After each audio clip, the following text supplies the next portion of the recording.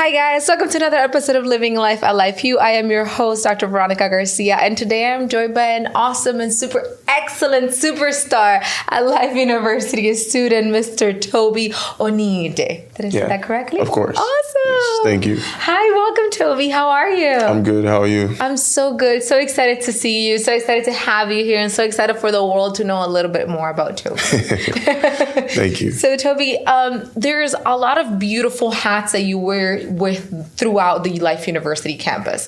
Let's start with your student hat. What programs are you in, and where are you in the program? I'm a business administration and computer information systems major. So I'm a dual major, and I just started my senior year. I'll be graduating in summer 2025. Congratulations! That's right around the corner. That's amazing. Yeah, of course. And I understand that your journey did not start at Life University. No. Talk to me through how you got here and what was happening before. I went to a school called Cumberland University. It's about 25 minutes away from Nashville. It's in a small old city called Lebanon, Tennessee. I was there for 2.5 years. I was a marketing major over there. I also ran track over there. That was initially where I got my scholarship to go to, straight from Nigeria. And I ran with them, ran a couple of school records. And then in my junior year, I decided to transfer here. Yeah. So tell me why transfer? I didn't like the code. It was cold. Yeah. But that was the number one thing. I felt like life was a better place for me to come to settle in. I like Georgia. I'm Nigerian, so there's a lot of people in the Nigerian community here. Yeah. So I really enjoyed that aspect of it. I also enjoyed the coaching. I came here. One of the reasons I came was because of the coaching. We have world-class coaches. Like our head coach is like a world champion in a track and field event. So it's pretty a big thing. We get to also see a lot of like pro athletes come in and go. And it's really cool because you get to see where you're going to be in the next few years if that's what you want to chase. So yeah. Yeah, that's amazing. So that brings us to a whole nother hat. You're an athlete as well. So you're a dual major and you're a track athlete. Tell me about your journey of track.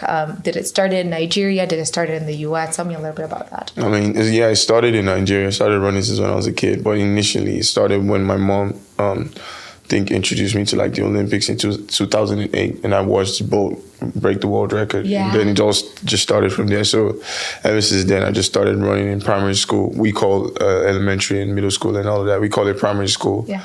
And I ran in primary school. From then on, I moved to like what you would call high school. We call it secondary school. So I started running in secondary school. I think for every year I was there, I was like the fastest student in my set. And I went to an all-boys school too. Yeah. So yeah, there was a lot of competition. So I was then in my senior year, I won all the medals you could think of winning. And then I decided to take 2 years off from school. So in 2018, I did my SATs to prepare me to come here.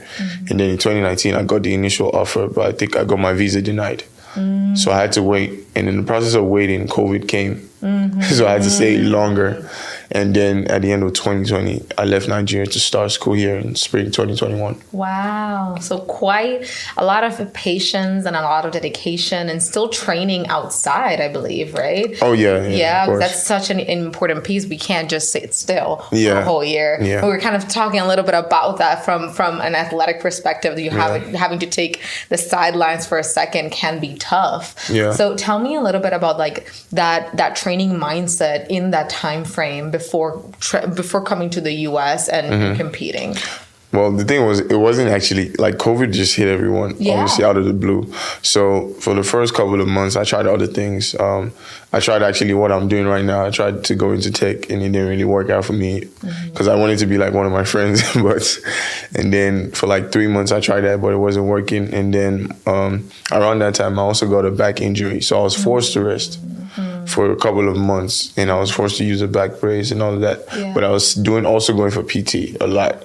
Because COVID was different for us in like Nigeria. It wasn't as bad as in other parts of the world. So you could still move around as long as you had a mask. And it wasn't as widespread. Yeah. So I did PT for like, I think 2 months. Yeah. And then after that, sometime around like July, I started working out with my coach, just me and him. We would meet at like a middle point of like our houses or like our neighborhoods. And then we would just like work out on a clear field and just work out for hours every single day. All I did was eat, train, sleep. Wow. Till a moment when we got a call from the U.S. Embassy that I could come back for my interview. Look at that. It wasn't even planned. I didn't even know. My coach was just like, we're training for next year. And then he had to go through a mind switch of preparing me for next year and just preparing me for college track in January. That's amazing. So still transitioning, but still kind of keeping the eye, right? Keeping the eye on the goal. That's awesome. So you transferred here spring 2021. I started school. Well, to the U.S. Yes, of course. To the U.S. And then you got to Life University around? It's almost around a year, about last year. In October. I started school. And tell me about the journey in the track and field at Life University.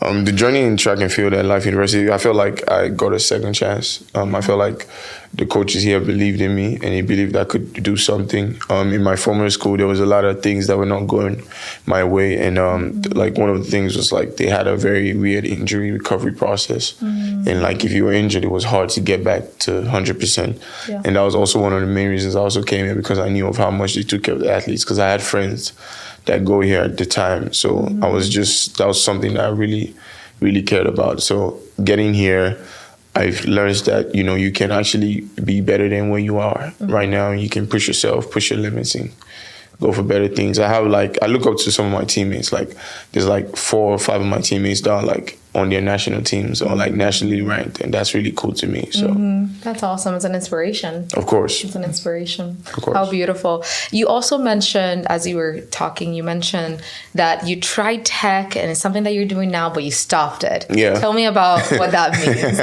So I tried coding in like Python. It's like it's like one of the easiest coding language to learn. It's not as hard as like the rest. And I tried it and it wasn't working. It just wasn't sticking. Yeah. But then I moved here and then I heard about the digits that people were making. I was like, okay, good money is a good motivation sometimes. So I was like, why not? And now I'm actually getting it. So tell me a little bit. I believe you're also it's another hat that you're wearing at the university, right? So tell me a little bit about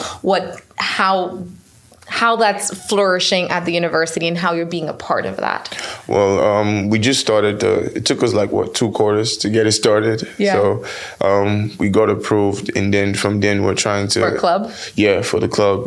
It's called the Byte Club. It's BYTE. So we just used beautiful. Yeah, because they said we couldn't use anything that had to do with tech. Yeah. Because we're in a chiropractic school, and tech could easily mean technique to DC students. Oh, that's awesome. Yeah. Yeah. So we had to coin a name for it. So I came up with Byte Club.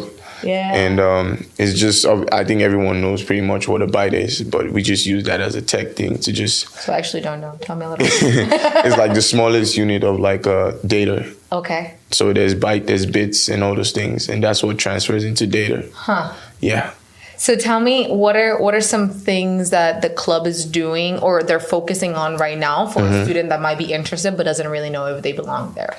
So it's a place for business students, for CIM students and CIST students, but it's also open to, other programs because you never know. People could use it as your hobby. Yeah. So it's open to everyone.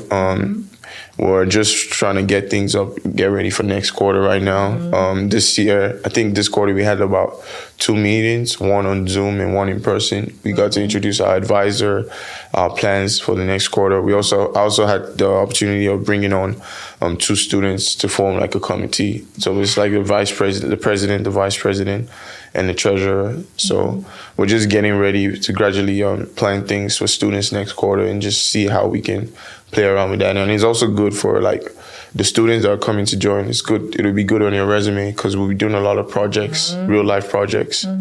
And that's the aim, really.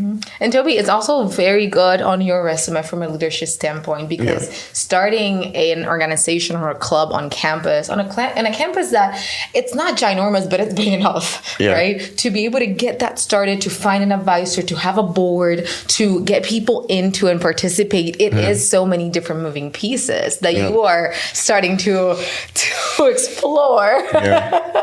and all the emails and the phone calls and the meetings and everything in between, but it allows you to continue growing into that leadership mindset, right? So tell me a little bit about what your plans are after graduation, if any, right now. My plans after graduation, honestly, the number one thing is I actually plan to run very fast and like turn professional. Yes. I think I have a chance in it, so I'll take it. Plan to run some meets in Europe also. So I plan on getting ready to go after the college season to run some meets in the US or in Europe, and also like applying to jobs in the whole. I want to go into like data analytics, machine learning, and AI. So just to help on that's for like the academic side, and pretty much those are like the two plans for now. Yeah, that's awesome. Those are great plans. So you're still focused on the athletic career as well as a professional career and how both of those can coexist. That's beautiful. Of course. Awesome. If you could give a piece of advice to yourself at the age of 17, what would that be? The age of 17, I think, that was when I was coming out of high school because we graduated early. I would say just go for whatever you really want to do. Just put your mind to it and go for it. Life is all about taking a risk, and if you don't take a risk, you're not really going to know if you can do something. So I love that. Yeah, take the risk. For it. Take the risk, take the step, and wherever you land, you'll be fine. I love that. Well, Toby, thank you so much for your time. I am so excited for everything that's going to continue happening for you. Of course. Great job in stepping into those different leadership roles at the university. It is an honor and just to have you in this campus and to have you as part of our community. Of course. Have a beautiful rest of your few quarters here. yes, most definitely. 2 more quarters here. I mean, it's gonna fly by fast because of track season. So yeah, it will. And good luck on track season coming around. Yes, right. Thank you. You're welcome. Well, we'll see you guys on the next episode of Living Life How Life You. Have a good day. Bye.